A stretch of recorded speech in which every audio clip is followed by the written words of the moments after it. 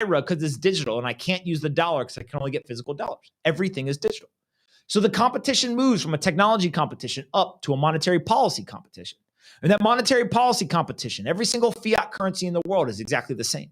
On a relative basis, they have little differences in their interest rates or in their contraction or expansion of their money supplies. But from a macro standpoint, every fiat currency is the exact same. There's an unlimited supply. There's a small group of people who determine the monetary policy, and there is no predictability to it. You don't know what's going to happen in the future, and there is very little to any transparency around the monetary policy and the actual execution of the currency's specific aspects. Bitcoin is a 180-degree difference. It's a finite supply. There will only ever be 21 million. It's completely transparent. You know everything that happens. I can go back to January 3rd, 2009 and show you every single Bitcoin that has been created, who has held it all the way up till today, exactly how many Bitcoin are coming into the supply today, everything. Everything is transparent. And the monetary policy ends up being 100% predictable. You can know it with certainty because it's written into code and no one person can change it. And so ultimately, Bitcoin is a 180-degree difference. Now, the big bet that I think people are willing to take is that ultimately for a global store of value, forget a medium of exchange for a minute, for a store of value, you have one asset that is going to be depreciated over time. It actually is easier to use today in terms of a medium of exchange for the moment. But from a global store of value standpoint, if the fiat currencies are going to continue to be devalued at a historic pace all around the world, people, especially in places like Nigeria that are experiencing high levels of inflation, they're going to choose something that can't be debased, something that they can store their wealth in and hold it for generations and pass it on to their kids or their grandkids. That ultimately is what we're watching here. So if we go ahead and we look at this map, you can see on this map what is the popularity on a global basis. You can see that there are 90 countries, currency unions that are being tracked. And so you can see this is all the central bank digital currencies. And right there, smack dab, hello, Nigeria. They are one of them. And so ultimately, I do not think that these central bank digital currencies will end up over a long period of time being a drastic net positive to individuals. They drastically increase financial surveillance, and they increase all sorts of nasty stuff that we never thought about before. Things like personalized monetary policy. Everything in your life is personalized. Your news feed is personalized to you. Your search results are personalized to you. The music you listen to is personalized to you. When you ask Google Maps to go somewhere, it's personalized to you. Everything in your life that you interact with a keyboard or a screen, is personalized. The one digital thing that you interact with, though, that is not yet personalized is your money. And so there will be a day where central banks start to say, Joe, you deserve a higher inflation rate than Pomp. John, you deserve a lower interest rate than Pomp. How they will underwrite it, how they will create it, nobody yet knows. But it's scary to think because that ends up being the ultimate discrimination. On top of that, you then add in things like expiration dates to the money. We see here in the United States with EBT cards that they actually only allow you to spend it on certain things, and you only have a specific amount of time to spend it. We've also seen in places like China, they have actually looked at things like stimulus checks having an expiration date. Nasty, nasty stuff that previously wasn't possible. But when you give people technology and new capabilities, you can hope and cross your fingers that they won't use it to the detriment of the people, or you can simply put yourself in a position where regardless of what they do, you're protected. I think that's ultimately what we're going to watch happen in Nigeria. Can you describe the difference between the digitalization of the dollar and then a CBDC? So it's the same thing. So if you look right now, a central bank digital currency, regardless of the country, is a currency that takes the existing monetary policy that is applicable to physical dollars, right? So if you go back before let's say before the 70s, really, every single asset that you owned was physical. It's an analog asset. You had physical stocks, physical bond certificates, you had physical cash, you had physical deed to your home, etc. And in the 70s, 80s, and into the 90s, we went through a transition from the analog age to the electronic QSIP age. And electronic QSIP it's this big technical term. All it means is that now we have centralized databases at a bank or at a clearinghouse, and there's a long string of letters and numbers that are unique to that asset. And so when I send you money, right, from my bank to your bank, what they're actually doing is they're sending these electronic QSIPs back and forth. For most cases, what they are not doing is, let's say I have JP Morgan, you have Bank of America. JP Morgan is not like, okay, Palm said he's sending $10,000 to John. Let's get the $10,000 out of the account and put it in this bag and somebody carry it over to Bank of America and give it to John. No, right? They're moving electronic QSIPs back and forth. The problem with the electronic QSIPs is that you are basically sending it from one centralized entity to another centralized entity. And in many cases, the way that you send it is through a third party, a third centralized entity. So you basically have bureaucracy. It's slower, right? It's not super efficient. It's not truly automated. The promise of these digital assets is that we are going to take the electronic QSIP assets and we're now going to digitize them. And so money is a great example. If you think of Bitcoin, for example, Bitcoin is a decentralized digital currency. The reason why that becomes important is if I wanted to create an automated system, let's say that you and I both had a computer and we want to do some sort of automated transaction. If we were using regular dollars, like the electronic QSIP dollars, it would be very difficult to have a truly automated system because it's expensive and slow to move that money compared to our ability to execute software code. Obviously, physical cash would be impossible to have an automated system. So the digital currency, the idea is that now you can actually put it into a system and have true automation. If you can whip small amounts of value around very quickly, you can unlock a ton of automation, but does not change the monetary policy. So the monetary policy of the United States, let's say, or in Nigeria or anywhere else, it's the same for the physical dollar, for the electronic QSIP dollar, or for the digital dollar. They're all the same. It's just a technology upgrade. And so while it feels good, like, oh, we're innovating, we're making progress, ultimately, when you look at it, it's the same exact monetary policy. And there's a lot of people, and there's a strong argument to be made. What's the true issue, right? If you look at the fiat currencies, is it the technology or is it the policy? And I would argue that the bigger problem is the policy than the technology, right? People can figure out the technology. If you got to wait a little bit longer, okay, fine, for most people. Now, there are certain cases where censorship resistance, et cetera, is really, really important. But in the United States, if you look at the totality of 330 million Americans, if you ask people which ones has a more negative effect on you, the electronic QSIP technology system or on the policy side, the policy is way worse. And so ultimately what you have to get at is, are you solving the technology problem or are you solving the policy problem? And I think that the thing that solves the policy problem is going to end up serving as the global store of value because, again, in investing, you got to do something different and you got to be right. It's very clear that the monetary policy of Bitcoin is different from all these other assets. The question that everyone's debating.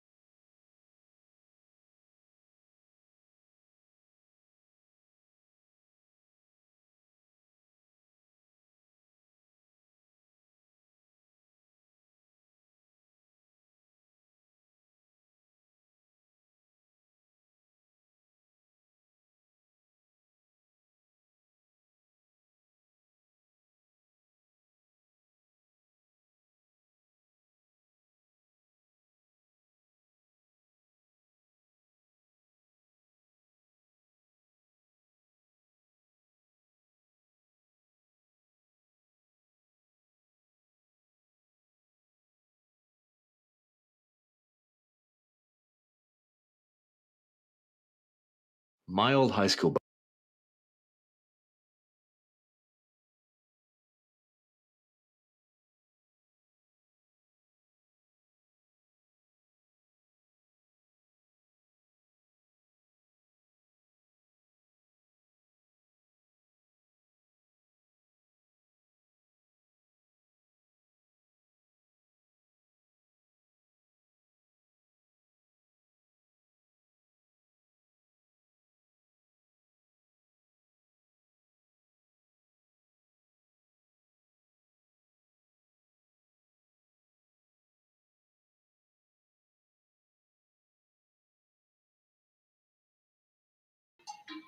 What up, everybody? It's your girl July from Kickback Couture. Today, I'm gonna show you how to use Riffer 2. It's dope. Let's get. Okay, so I'm in Ableton Live, and I have Electra here for my instrument. Gonna go ahead and drop Riffer in. So I'm gonna search for it.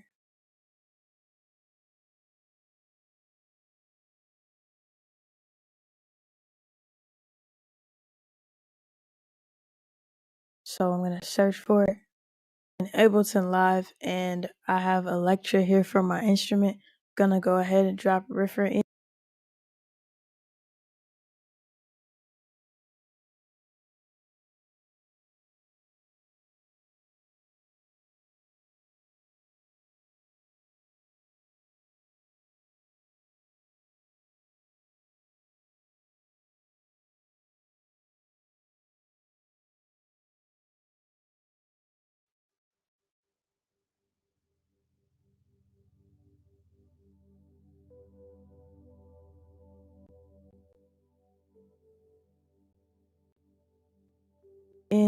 So I'm gonna search for it.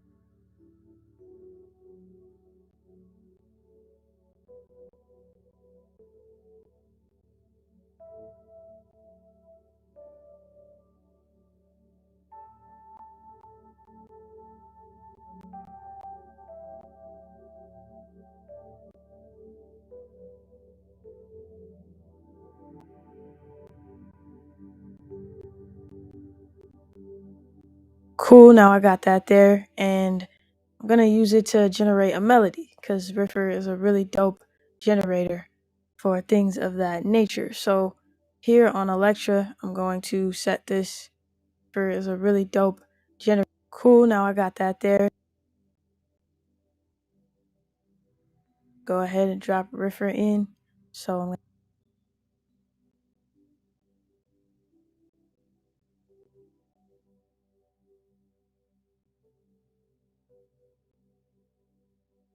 gonna search for it.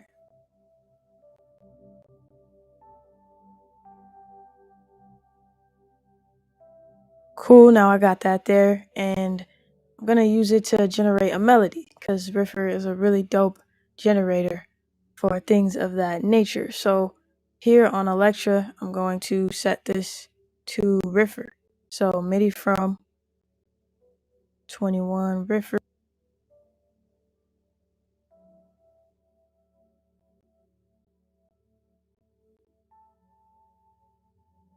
I'm going to set this to Riffer.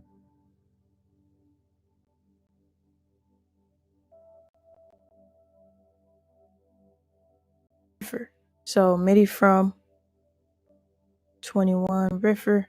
Same thing for the bottom part. And I'm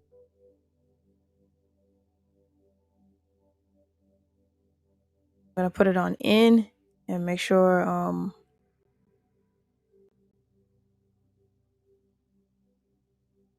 I'll just give both of them focus for now. And bring Riffer back. I accidentally shrunk it, so it's baby Riffer. Bring Riffer back, and let's hit this dice button here, and we'll get a random melody. And what we could do is change the key. So right now it's in C minor, but we have a plethora of different keys we could use. So I might want to go for like a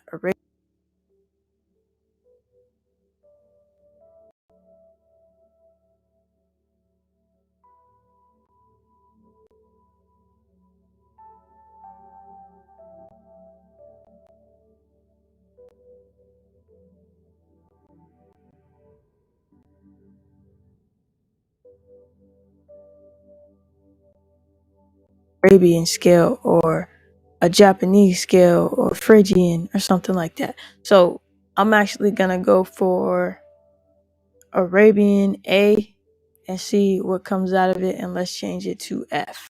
And then we'll hit this dice right here and let's hear it.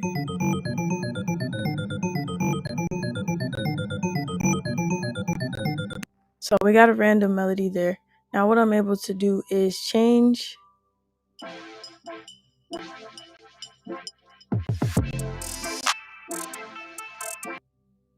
the rate,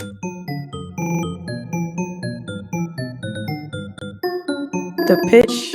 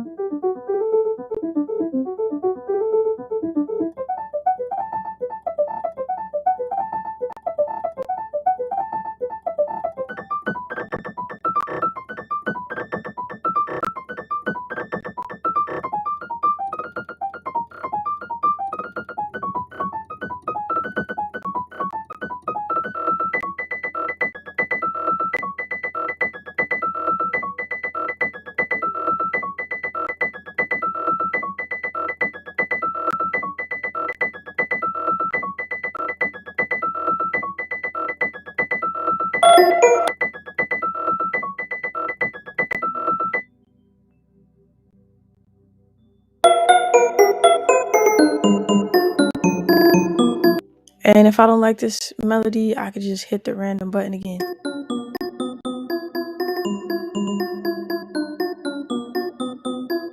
So I really like the first few steps, so I want to lock those. So I'm just gonna hit lock steps and select the steps I want to lock.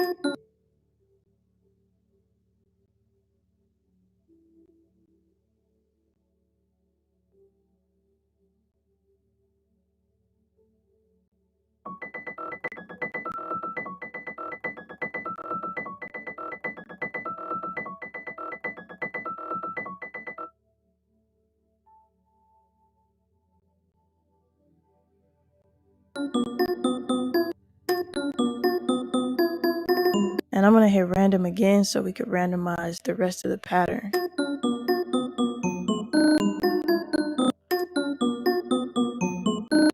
I like these ones.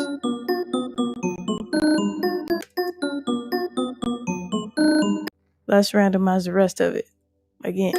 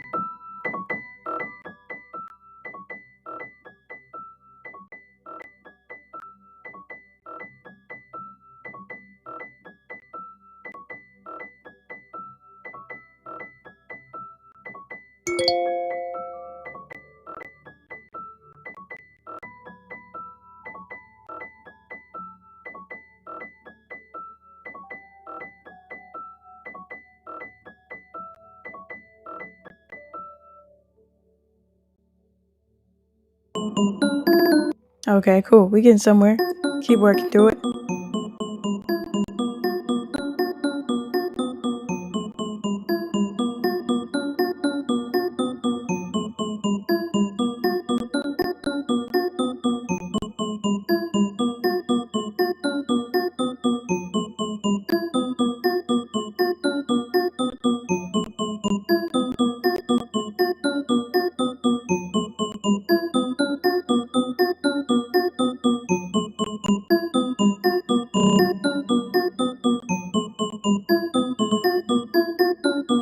Alright, I'm cool with that.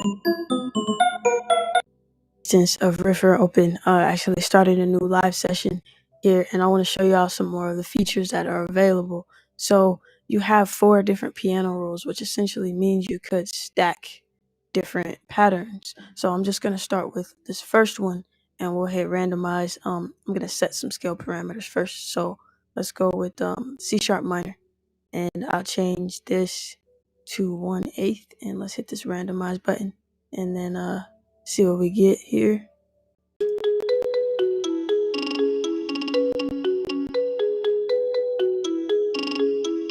Randomize again.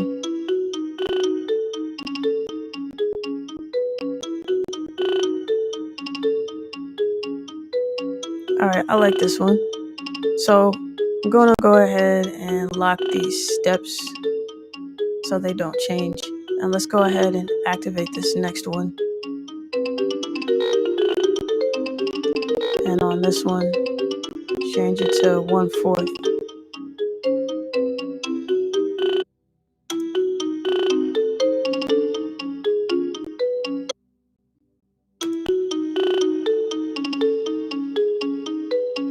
Alright, cool. And I'm gonna turn this one off for a second.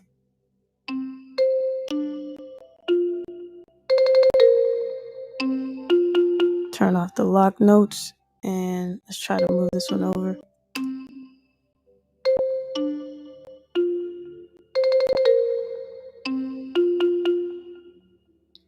Alright, let's add this back in.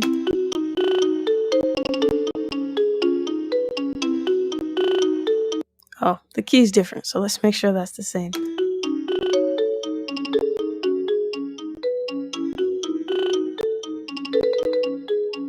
Alright, now let's check this out. We're gonna move this up an octave, the second pattern.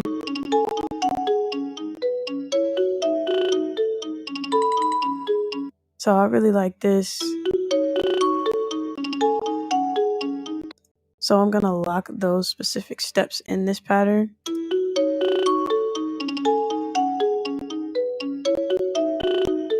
And let's randomize again.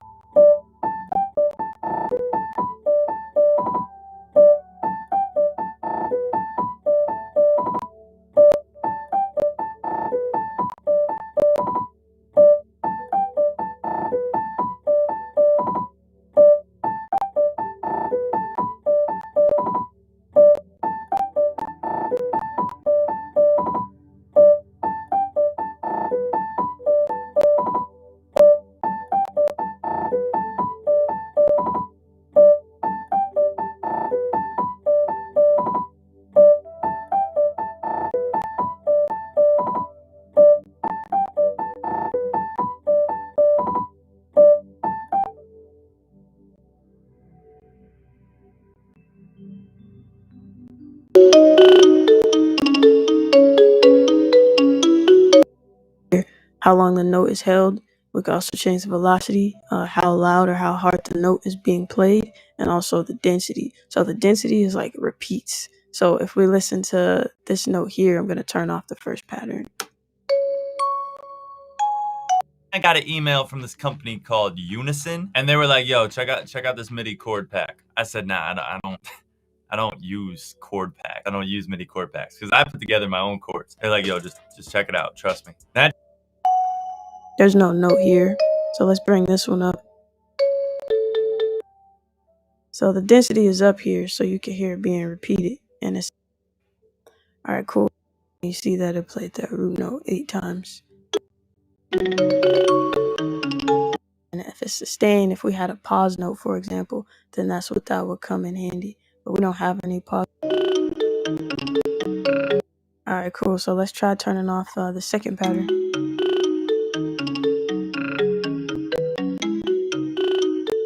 So I like how it sounds without it, and we could periodically add it back or whatever we would like to do with it, but I'm gonna keep it out. So there is a wide array of things you could do with Riffer as far as producing melodies and coming up with ideas. Generative music is a thing. I know a lot of people complain about there being technology built for the purpose of helping people get over the hurdles of learning music theory and learning DAWs and mixing in general, but it really does help the community if you think about it. Not everybody's going to use it as a learning tool, which is on them, but it's not up to you to take somebody else's wants for their workflow personally. So I would say if you don't like it, mind your business. If you love it, definitely cop this. This is definitely the best melody generator plugin I've ever used. So that is 100% facts. Definitely check this out. If you have any questions, let me know down in the description. It's all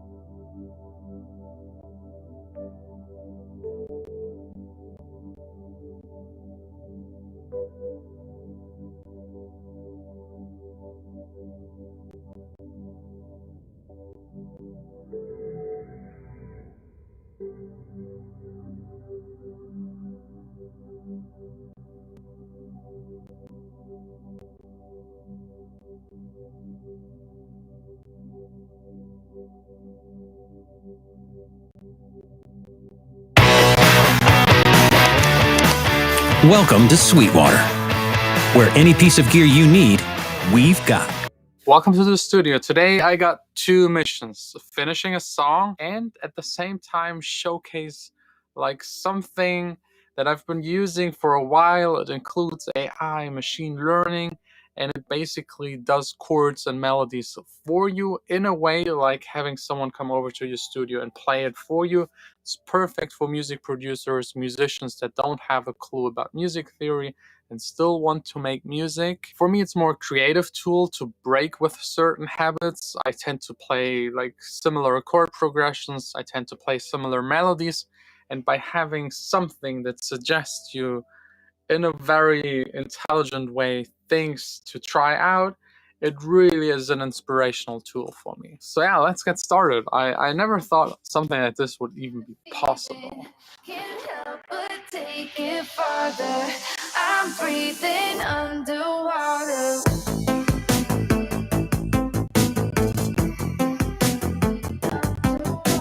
So I loaded up Logic Underwater, the song that I'm working on right now, and let's maybe play it first as it is, because you might know that there is like a little problem with that kind of song.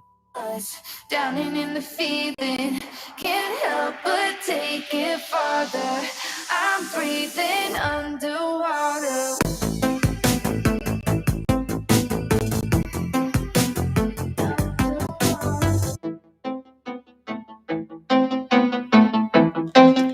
It sounds too much like Sunglasses at Night. I'm trying to get the rights for it. I don't even know if I need to get them, but just to be sure and not get sued once it's released, I'm trying to get them. Once I get them, the song will be released. But I'm also trying to maybe like try out different melodies. I like this one, so I don't really want to change it. But it's good to try out alternatives and see if I can come up with anything better. And this new plugin is really perfect to come up with new melodies. I've loaded like 2 instances already. I got here 2 piano tracks, and I've loaded it in as a MIDI effect. I don't know if every DAW can do this, but Logic can. So you have an effect that triggers the MIDI, which is perfect for things like this. You can also use it as a standalone version program. You can also use it as a normal plugin. But this gives me the advantage that I can choose which sound it will actually play. So I can, for example, use a nice piano.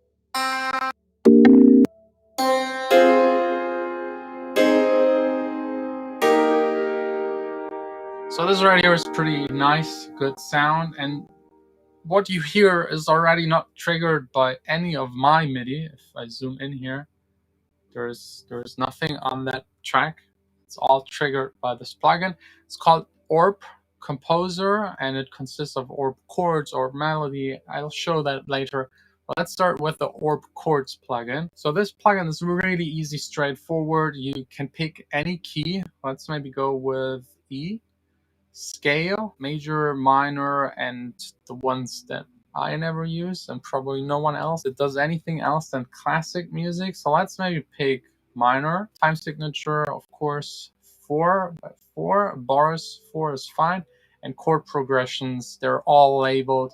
You can pick any of them, and it's kind of sorted by styles and moods. So let's maybe pick epic.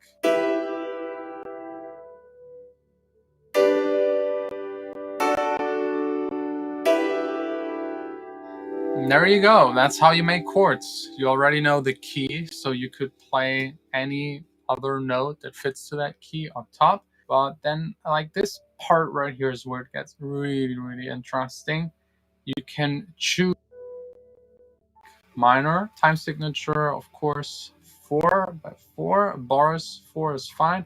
And chord progressions, they're all labeled. You can pick any of them, and it's kind of sorted by styles and moods. So let's maybe pick epic.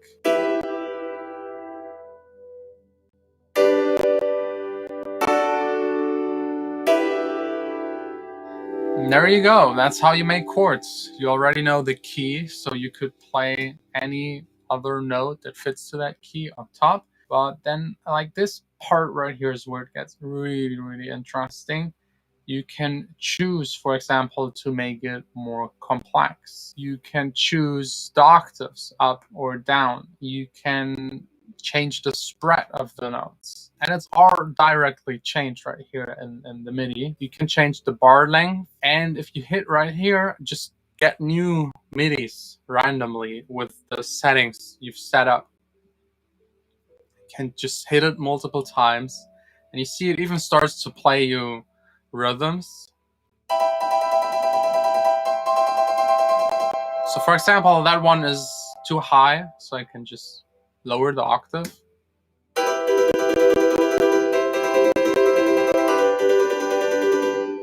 And it's too hectic for me, so I can make it less dense.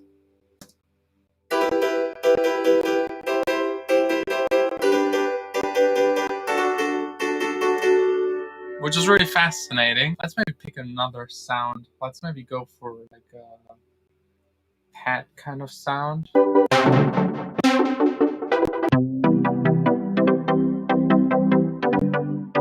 Actually, I like that one. That's like very old school, progressive, dreamy.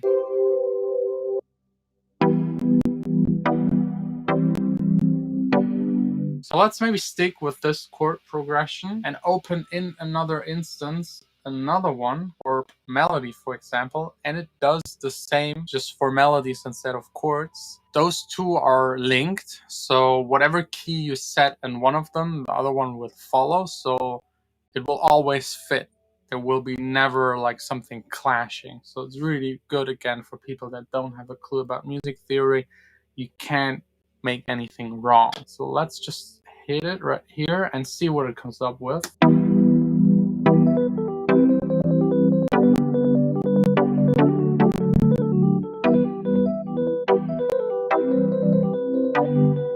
It's a little too dense, so let's dial that down.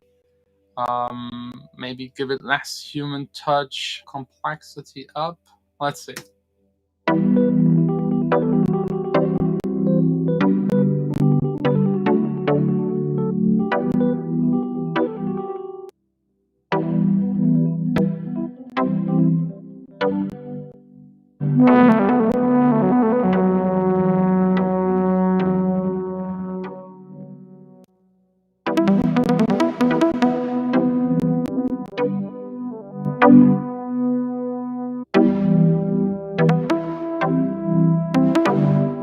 And once you have something that you like, you can just drag and drop your MIDI into your DAW and adjust it. I mean, the chords, it usually gets chords really, really good because they're way less complex.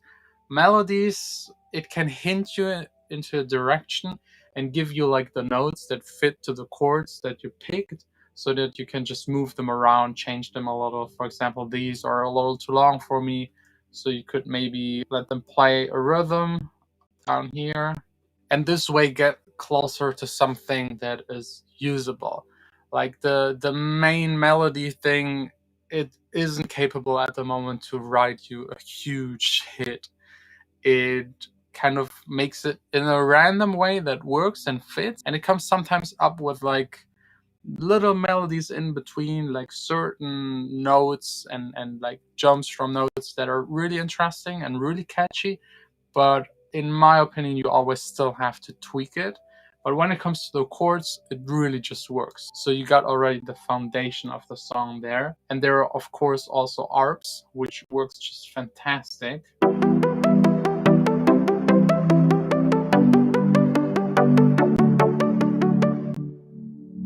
Also here, same functions. You can, again, give it like parameters and let it do something randomly.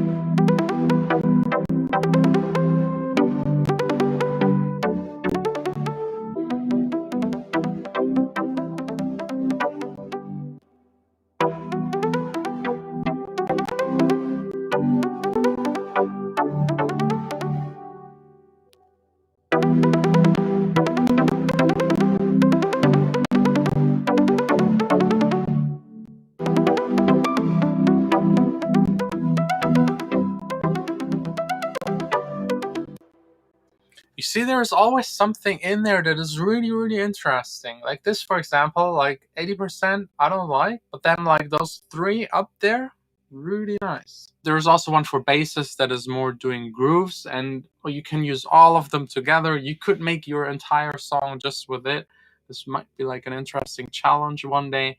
Again, for chords, really good. Basses or arpeggiators, it works.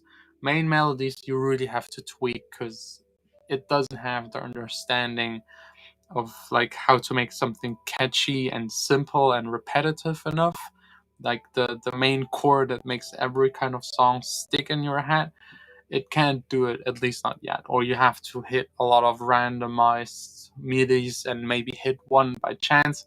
It's easier to construct. But for everything else, for inspiration, for people that really don't know how to do it themselves, this is really perfect. And yeah, I hope you enjoyed this episode. If you're interested in that plugin, I'll link it down below. If you're interested in actually learning music theory, I made a video on how music producers can make music without knowing music theory.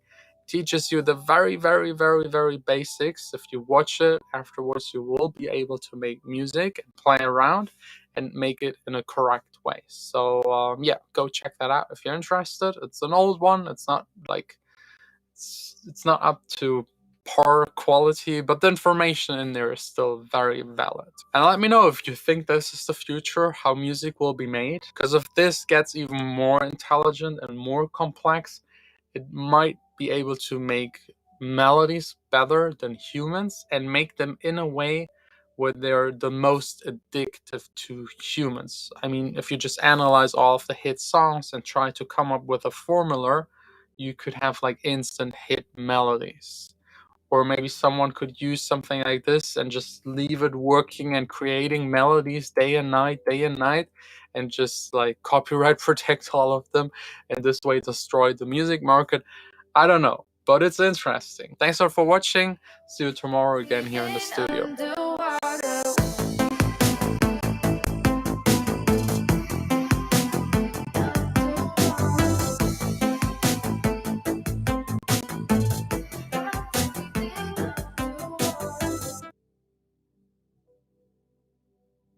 Okay, now that we're done with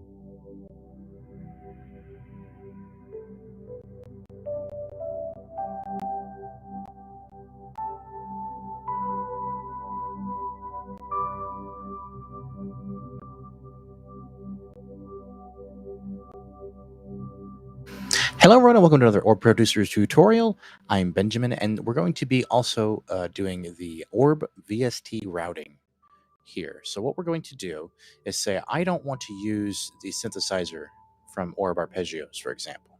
Or let's say Orb Melody. And I'm going to open it, I'm going to select it, and I'm going to turn off the synthesizer right here with the synthesizer button. I'm going to go to the plugin that I would like to use, in this case Zebra 2. And I'm going to go down to all ends and select Orb Melody. Then below that, select Orb Melody. And then select Monitor In. And now, when I play, I should hear music. And I do.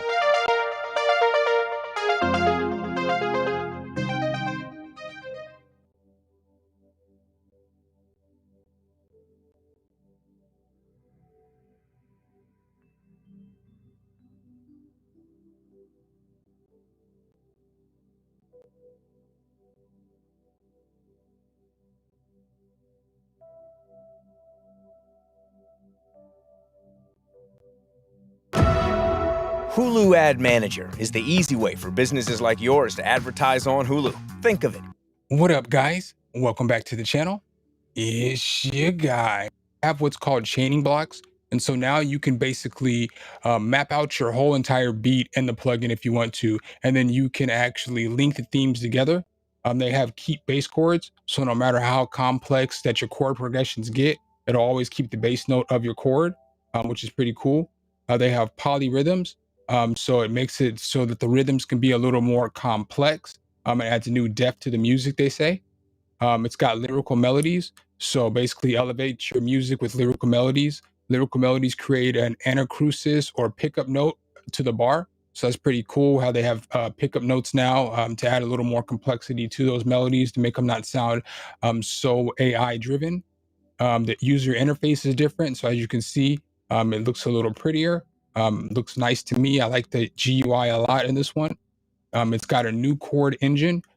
So basically you can change the different chords and it lets you know what the best chord is going to sound like, whether it's going to be major, minor, suspended 4, second, augmented, or diminished. And then it's got different intervals too. So you can go 7th, 9th, 11th, and 13th. It's got some more smart features like the harmonized MIDI. They had that before, but now it's a little more intuitive. You can actually drop MIDI files into here and you can work with the MIDI files that you have actually on your computer already. Velocity maps. So they didn't have this before. Now you can change the velocity of the different notes and stuff like that in your chords or in your melodies, your bass, or your arpeggios. That's pretty nice. They got playing chords, so you can play chords from a MIDI controller now. That's also a nice feature. MIDI editor, so you can add custom notes, so you can paint notes onto the MIDI editor before you drag and drop them into your DAW.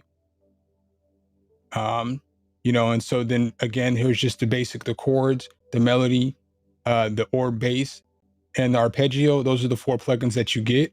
It is currently on sale for 99 euros, which is roughly around $116 USD American.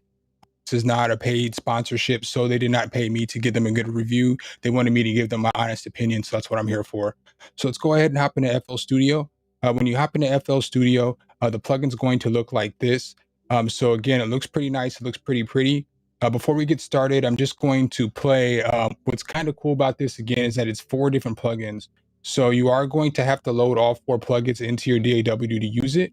But that's okay, you know, because you can switch through them and you can solo to just hear one. And if you unsolo, all of them will play at the same time. So they're all synchronized up and they're all ready to go. So I made a little beat. Well, I didn't even really make a beat. I just loaded up the plugin. And these are the melodies and the arpeggios and the bass and everything I got. And I just threw some drums, some hi-hats, a snare and a kick in there just to give it, you know, a feel of a beat. So it's only 4 bars, but I'm gonna go ahead and play it. And this is what you can get basically starting.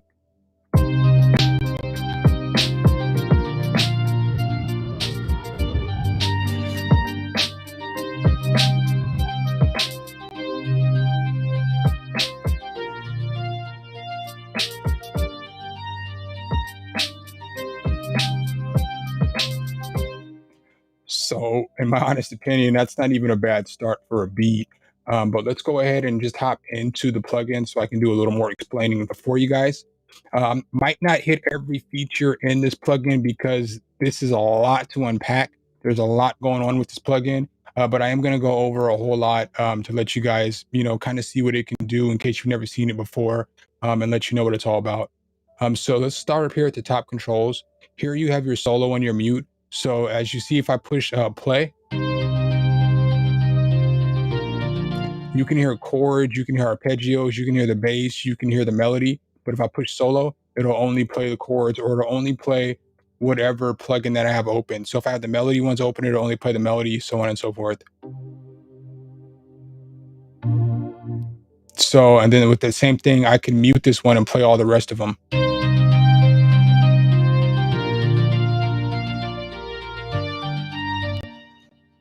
Right here, you have the volume, so you can set the output volume.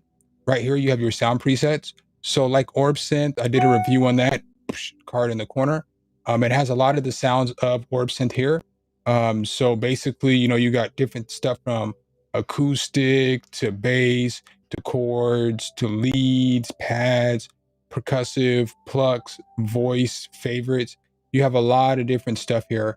I'm not going to go through all the sounds because I'm more focused on showing you guys the AI stuff. If you want to hear a lot of the sounds, you can go to that review I did on Orb Sync. I went through a lot of the sounds there. But let's go ahead and keep moving over. So right here, you have this link controller. And what this link controller does is it's going to link these themes together for you. So I'll show you a little bit more of that as I get down to themes and stuff like that. But if you click this link button, it's going to continue to link over more themes and more themes and more themes, and it'll link them all together. And you can basically create your whole track on this little screen right here, which is a cool little feature. And then you have your control right here. So if you turn your DAW sync off, you can use these buttons right here. Stop, rewind, and all that stuff. If you turn your DAW sync on, it's going to cut those off, and then you'll just be able to control it up here with the DAW sync. So that's the difference between those controls. With the MIDI, this allows you to basically play the MIDI or mute the MIDI.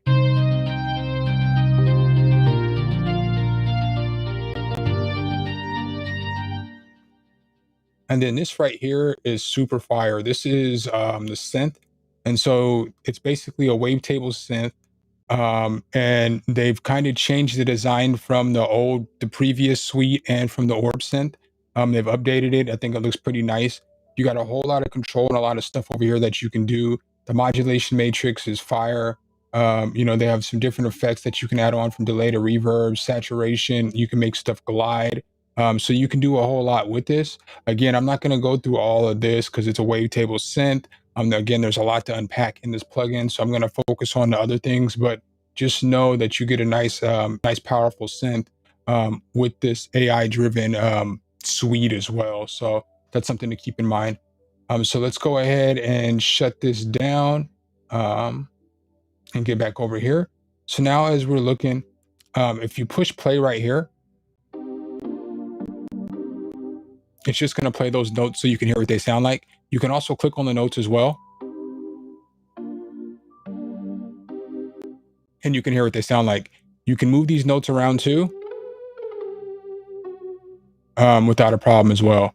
Another thing that's pretty cool, so we'll keep going on. If you look right here, you can enter the chords with the MIDI input right here. Right here, you can go to the next song chord after each chord is played. This button right here will randomize the selected chord. So like, let's say I pushed on this button right here, and then I hit this, it randomizes that chord for me. And then if I push this button right here, it'll randomize all the chords. So you see how they all moved.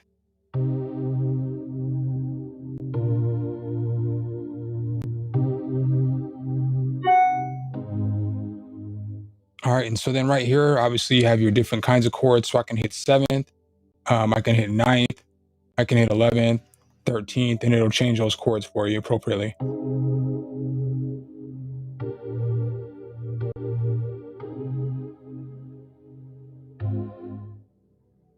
So then next we have this OR button right here.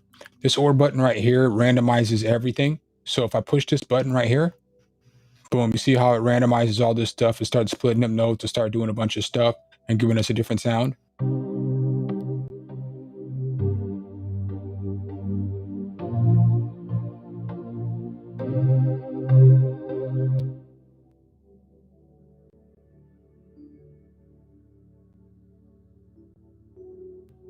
So you have these back and redo buttons. So go ahead and hit undo. I'll take it back to this. There's also a settings button right here, and it just tells you about OR Producer Suite. It's pretty cool. So here is where you would drag your MIDI file. We're not going to focus on that today, but all you would have to do is basically take your MIDI file and drag it in there, and then it's going to change your MIDI file here to whatever that is that you played. And then what's cool too is that whenever you try to create melodies and bass notes and stuff around that arpeggios, it would change it and create it around your MIDI that you dropped in. And so although I did not show you this, I'm pretty sure you guys already figured this out because you were staring at it the whole time. In order to get this into your DAW, into another instrument, all you're going to have to do is drag and drop that on there. So we're going to turn this link off for a second, and we're just going to go to theme 2. And if I just drag this and like this, bam, it's in my DAW now, and I have it. And so you can use these progressions and these things that it's building for you to help you build and create whatever it is that you do want to create. So let's go ahead and look at some of these controls. With these controls, when you go to tonality is how you're going to be able to change the key. So we can change to whatever key we want to. So if we wanted it to be, an F, boom, you see it changes the notes over here. It's got your time signature. So you can change your time signature from whatever you want, from 7/8 to 2/4 to 4/4. 4/4 obviously is the standard that most of us make music to. So then right here, they have your scale. So you can choose between major, minor, whatever it is that you wanted to put the scale in.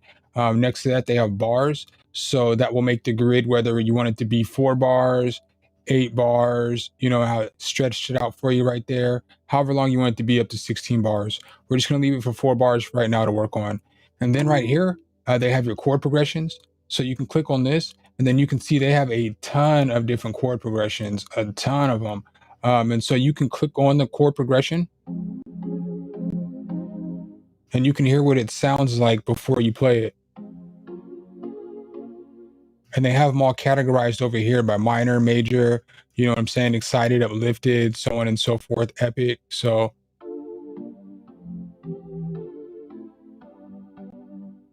that's pretty cool. They got all kinds of different stuff. Electro, guess I only got a couple here.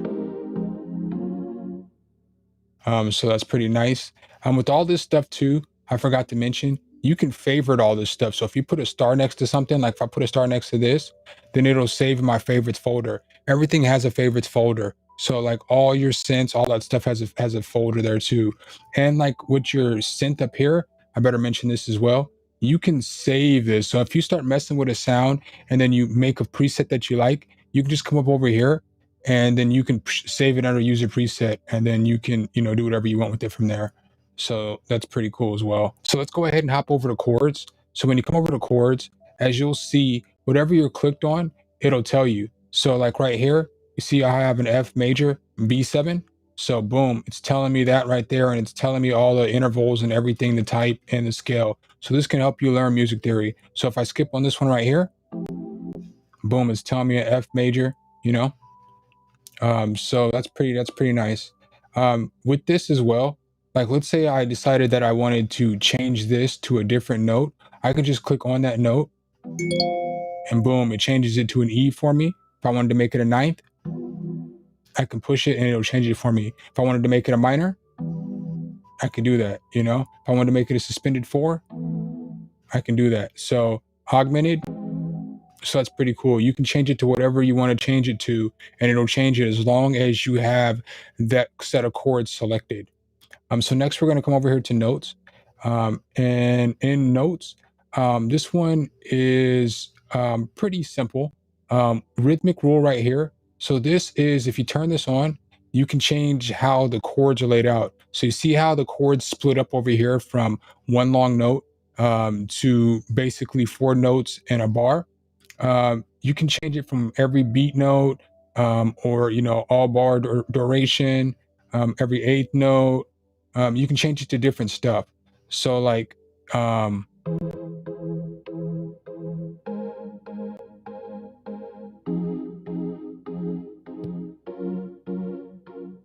so let's go ahead and we're going to randomize the chords real quick.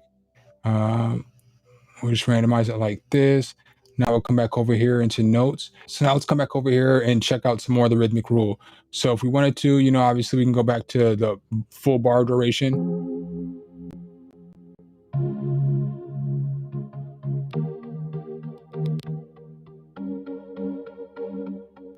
So that's pretty cool.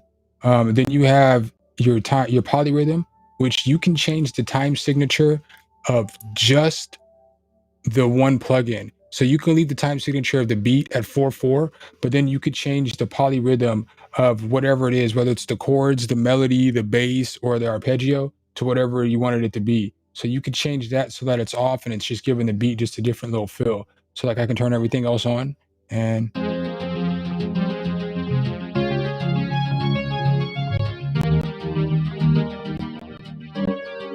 so, you know, you can do a lot of stuff with that. So we're going to go ahead and go back to, you know, all bar duration, and we're going to put this back on 4/4 though. So now when we're looking at these other things, if you keep bass for chords, obviously it's going to keep the bass note for your chords.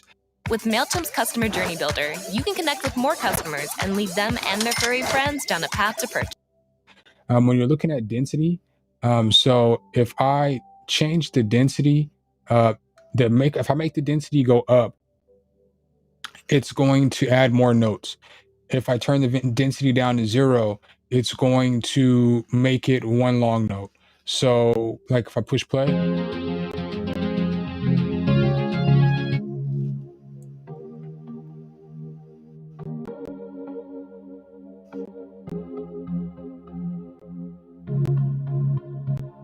so then you can change the complexity.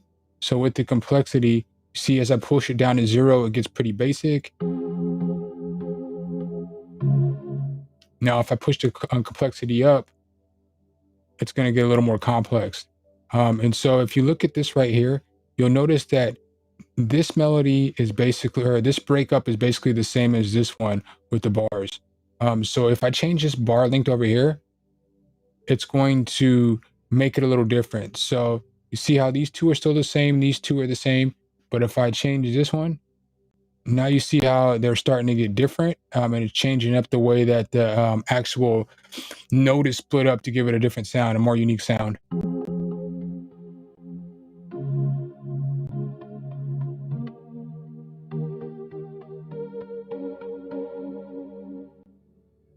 And then again, you can still mess with the complexity and change it up even more. And so this button right here, this is another OR button for randomize. If I turn off the top and I push randomize, it'll only randomize these bottom parameters. If I turn off the bottom and turn on the top, it'll only randomize these parameters. So you see how it only randomized those? So next, let's look at the bottom. So we have octave right here. It's self-explanatory. You know, if you can raise it up or down an octave, and it'll make it sound, you know, obviously pitched up or pitched down.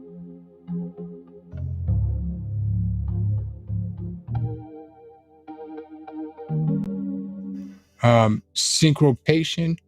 So with this one right here, it pulls and pushes the notes off the beat to create syncopation. So, you know, as you can see, the notes are moving. So you got spread right here. So this will spread these notes in the bar up and down.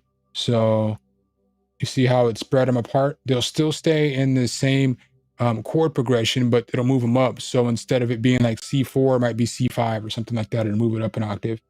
And then, you know, some things stay in the same octave range. So, but it all stay in the same chord progression. And then, you know, polyphony, obviously this is going to add more notes, more voices. So boom, you got more noises there. And then silence, this will change the link note from end to front, if that makes sense. So you see how it took away it at the end. You see how it took it away at the front. So it made silence at the beginning when I have it negative 100. And then it has silence at the end when I have it at 100. So let's go ahead and hop into velocity. So this is something that's new as well. With velocity, as you look down here, there's different notes. So with the velocity on the strong beat, this basically controls the velocity of the first note on the first and the three. So, you know, 1, 2, 3, 4, 1, 2, 3, 4. So on the 1 and the 3, this will control the strong beat on that. So it raises up all the 1s and the 3s. And the weak beat will raise up the 2s and the 4s. So as you're looking, it raises up the 2s and the 4s. The offbeat will do whatever's not in that. So if you have something that's like, you know, in between the 2 and the 3, that's what it's going to raise up, if that makes sense. And so it'll randomize some of these velocities and stuff like that as well. If you hit this OR button in the middle, it'll randomize everything. So let's go ahead and look at a few of the other plugins, just so I can show you some of the things that they do, because they do some cool things as well. So before we get over into the melodies, I just want you to know I was clicking around on some stuff, and this is just one of the random chord progressions I got.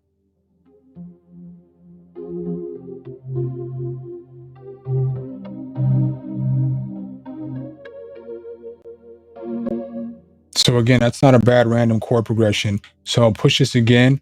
Here's another random chord progression.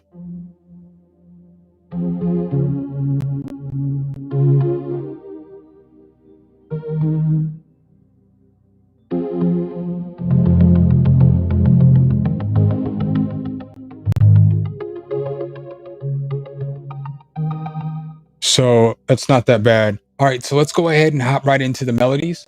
So with the melodies, the biggest difference that they have is that they have this human touch button instead of the spread button. So instead of spread with the chords, how you would spread the notes through different octaves, with this one, they have human touch. And it basically changes the note links and kind of their position a little bit to make it sound like they're more, you know, humanized. So we'll go ahead and push play on this.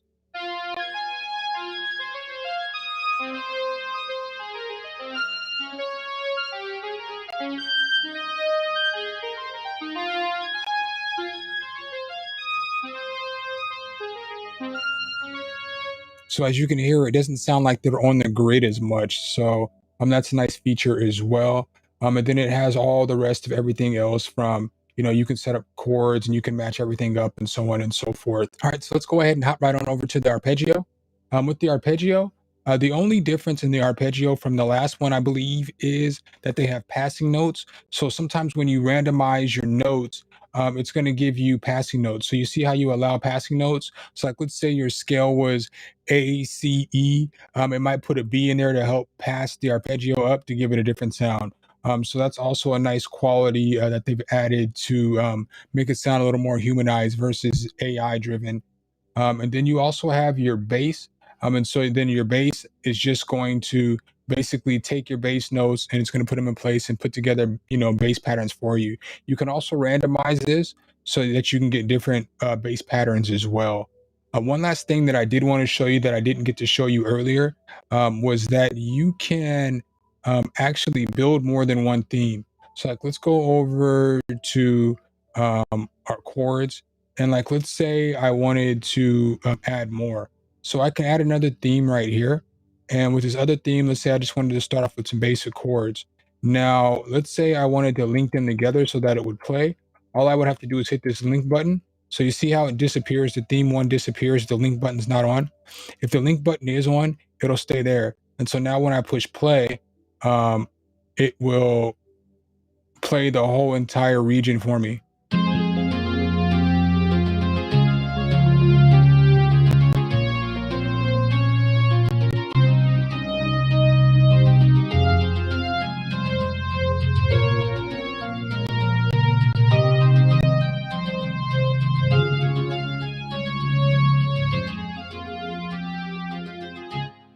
So what are my thoughts on the Orb Producer Suite 3.0? In my personal opinion, this is definitely the best AI driven plugin that I've used so far up to date. I think it is definitely a solid tool if you're somebody like me who maybe makes 2, 3, 4 beats a day and you want to start making more beats or making more melodies or just a better, start bass or something like that.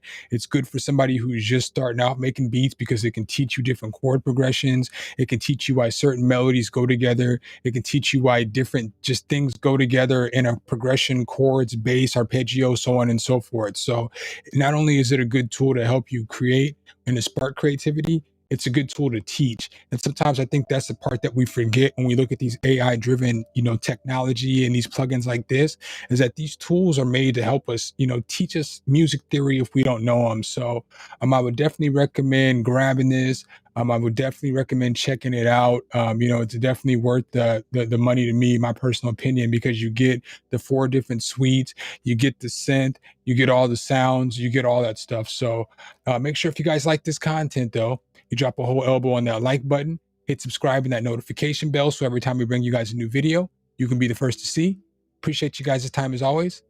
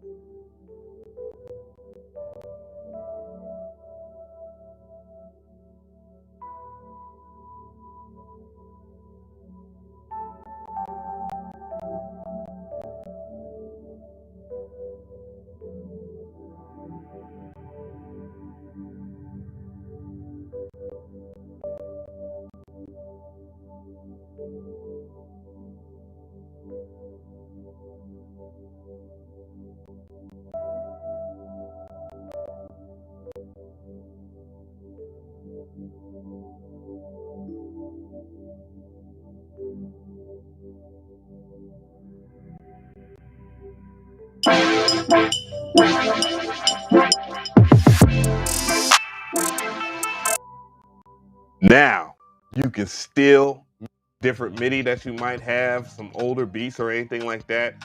However, I did a video not too long ago, top right of the screen as part. I'm gonna go ahead and use, I just wanted to use this. So let's check out the stealing chords part. I'm gonna go ahead and use harmonize, which is meant to harmonize different MIDI that you might have, some older beats or anything like that. However, I did a video not too long ago, top right of the screen as well, and it was about Metro Boomin and Young Gunna Space Cadet.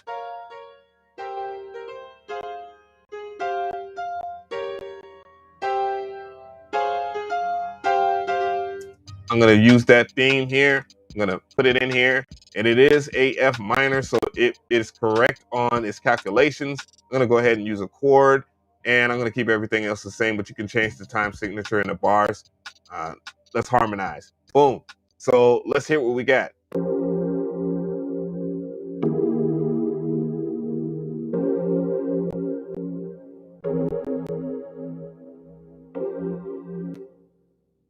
Yeah, absolutely. So that's actually good. It actually works. But one thing I did notice when using this before is that these tabs over here are a bit wonky. I want to move this over properly, and let's see if we can do that. Yeah, you still have to do it one at a time. There's no way to highlight it, even though it allows you to drag, and it looks like it would highlight that. So that's a feature request here. This is 2.0 again. So therefore, if you haven't updated, make sure that you update. So let's go ahead and hear it now. It's at the right BPM. Let's hear it.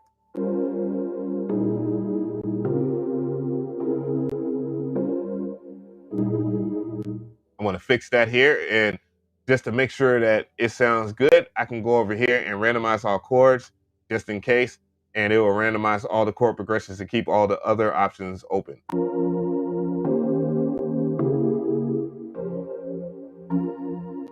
Yeah.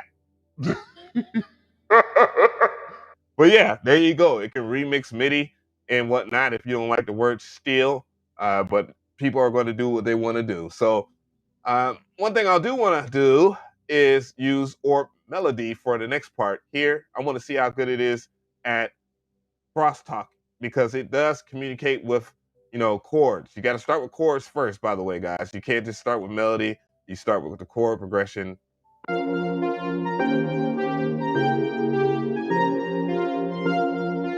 Yeah, it sounded very cadetish.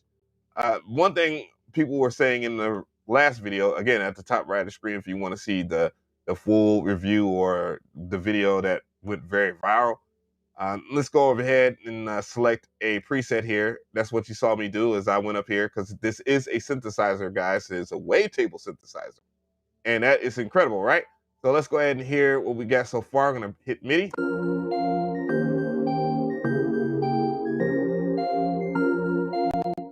I'm gonna bring this down an octave here.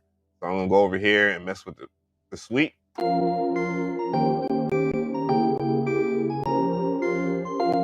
All right, so maybe you're not a fan of the wavetable synthesizer in here. So I got Falcon open, and it has a piano attached to it. So what I need to do here is, since I'm in that, I'm gonna go and turn off the synthesizer. Yes, you can drag and drop into your DAW, into any DAW. It does work in every DAW. Hey. Yeah. So you're like halfway there. So the next thing I want to do is just go ahead and drag this over, and I'm going to go to chords here, turn off that synthesizer.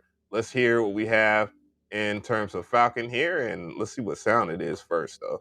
Okay, we're using Saturn. Okay, cool.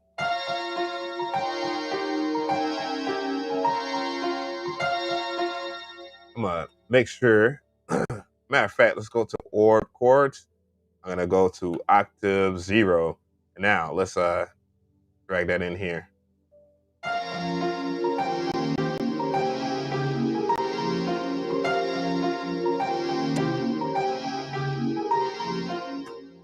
Yeah, I know a lot of people are going to hate me for this video and love me at the same time. You know how it is on YouTube.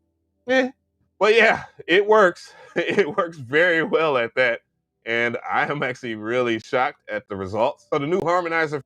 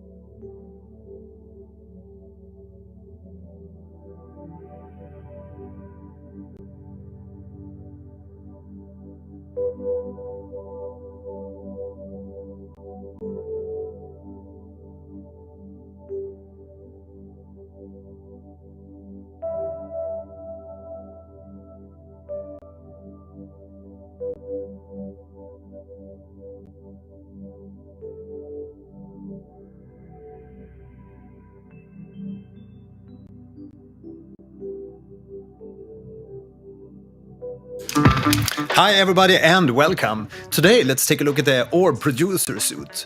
It's a series of plugins to generate an infinite amount of patterns, melodies and bass lines.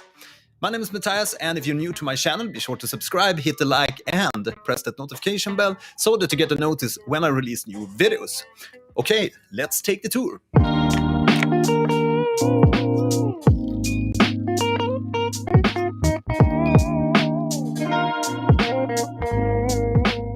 Right, so at the core, the Orb Producer Suite is 4 plugins for generating melodies, arpeggios, basses, and chords. And while the other application called Orb Composer is a standalone application, the Orb Producer Suite is now a plugin suite. So you can basically load up these plugins in your favorite DAW, like Bitwig Studio for up. But let's delete this one and continue on talking about the intro.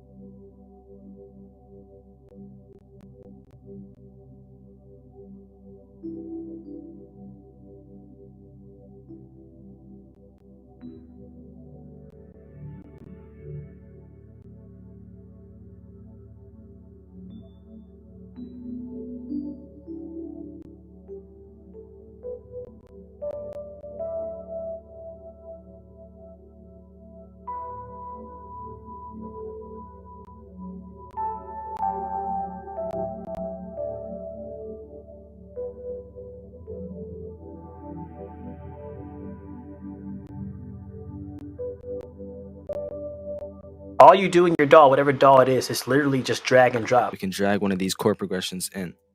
Boom.